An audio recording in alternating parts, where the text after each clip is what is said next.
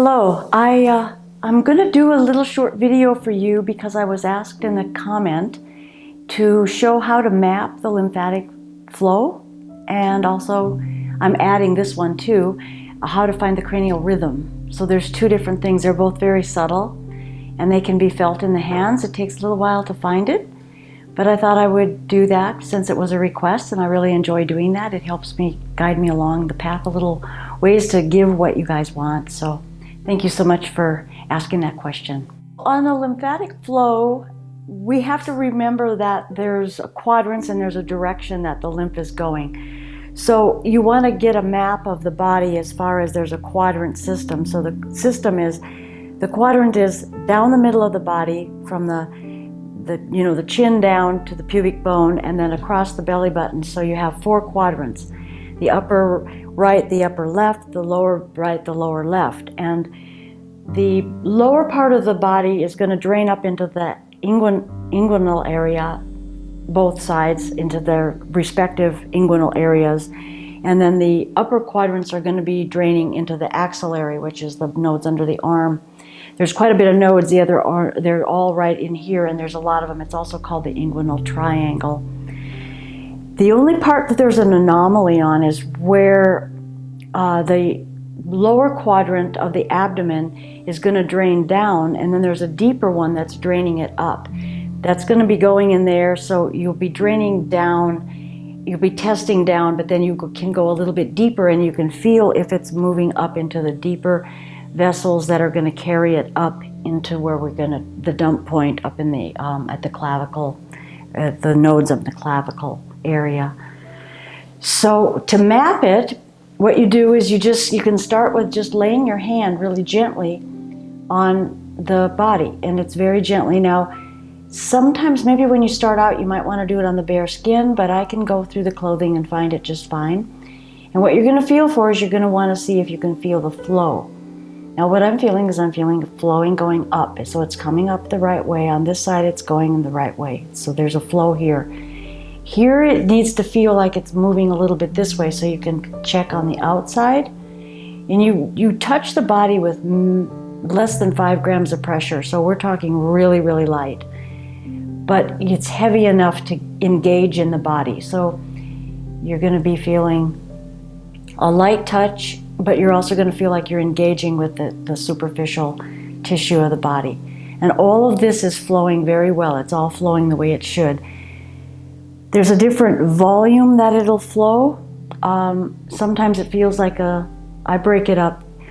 If it's not flowing well at all, I call that a swamp. It feels like a swamp. It's not moving anywhere. That's not happening now. She is moving.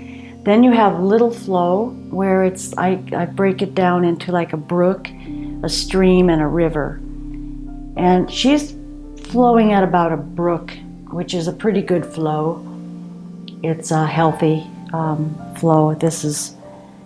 And so you can always check when you do lymph work. You check before, you check after, and you'll almost always feel a difference in the way that it's flowing. So here I'm feeling at the lower quadrant. With my hand here, it's flowing down into that inguinal area where it should. And then if I want to go a little deeper, you just put your intention in a little bit deeper and throw the energy in a little bit farther with your hand. And so I'm on those nodes, and I can feel that flowing up into where it needs to be. There's a collection station, we'll call it. This is sternochelli right here, where a lot of times there's a lot of lymph congesting up, and you can just push it that way. And oftentimes when you do that, you can find a different flow happening. And here, above the belly button, the flow is going upward, which is should. And on this side, now this is where the liver is, so sometimes the liver will congest things a little more, but that is flowing. And her lymph system is in good shape. Above here, that's all good, and that's good. Yeah. So I would say that all of her lymph, you can check the neck to see if it's flowing downward. And basically, just from that mapping of the lymph, she's in good shape. It wouldn't hurt to do a little lymphatic work because we are toxic, 100% toxic. So to have lymph work, it's suggested, at least by my gauging it, to have lymph work done about, every couple of months, every maybe 2-3 months. Unless you're sick or you have had to, had an infection of some kind, then it might be more beneficial to have lymph work done a little more often, because the lymph system is really what carries out the toxins in our body, and it's very, very important that we keep that system open. And of course, then if you're supplementing with the ASEA molecules, that's also going to help, because that's detoxifying the cellular structures.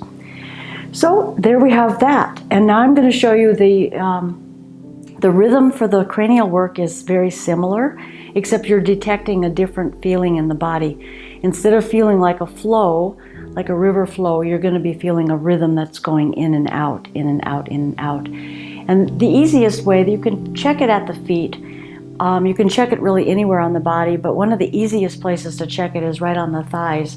So again, you just rest your hands very gently until you feel an engagement with your hands and the body. Now, I am really going to say that I think the engagement is, after you practice this a while, the engagement becomes more energetic. You are touching the body, but I feel it's more of an energetic engagement with my hands to her leg than it is in actual physical engagement. And here I am, you may be able to see my hand moving in a little bit, and now it's moving out. I'm following her rhythm. When you check that rhythm, what you want to check for is the rate and the amplitude. You want to check the balance of it.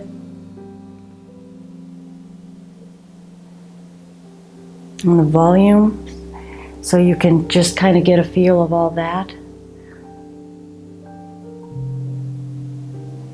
And that's happening. So sometimes when I'm doing working on people, I will check both their lymph and as well as their cranial rhythm to get a little bit better feeling what's happening internally. And all of that is got a good rhythm. And I just wanted to share with you, one time there was a person that had broken their leg, their lower leg. And I went to feel the rhythm, and I felt the rhythm, and it was a very, very slow, kind of sluggish rhythm in their foot. This part here had no rhythm at all. And then this part here, the rhythm was feeling really good.